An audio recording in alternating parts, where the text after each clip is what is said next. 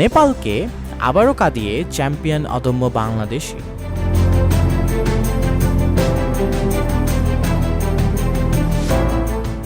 দুই বছর আগেই দশরথ রঙ্গশালায় প্রথমবার সাফ চ্যাম্পিয়নশিপ জিতে নেপালকে হারিয়েছিল বাংলাদেশ। আজ আবারও সেই ইতিহাস। নেপালের বুক ভাঙা কষ্ট, কিন্তু সান্ত্বনা তাদের একটাই, যোগ্য দলই জিতেছে।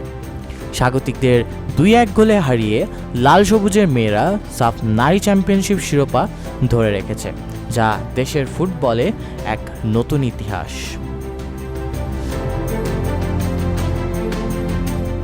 ম্যাচের শুরু থেকেই বাংলাদেশ ছিল আক্রমণাত্মক মেজাজে। বিরতির পরপরই মনিকা চাকমা এক অসাধারণ প্লেসিং শটে 1-0 গোলে এগিয়ে দেন বাংলাদেশকে।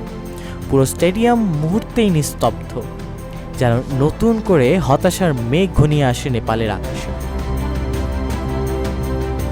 কিন্তু নেপাল সহজে হার মানেনি। 53 মিনিটে আমিশা কার্কির নিখুঁত প্লেসিং গ্যালারিকে ফের জাগিয়ে তোলে।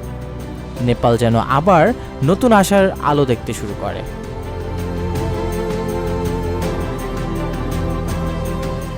81 মিনিটে বাংলাদেশকে এনে দেয় আরেকটি ঐতিহাসিক মুহূর্ত, ঋতুপর্ণা চাকমার ঝলক।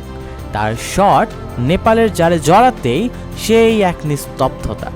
আবারও বাংলাদেশের মেয়েরা ইতিহাস গড়ে নতুন উচ্চতায় পৌঁছে যায়। শুধু এবারই নয়, গোটা টুর্নামেন্টেই বাংলাদেশ অসাধারণ ছিল।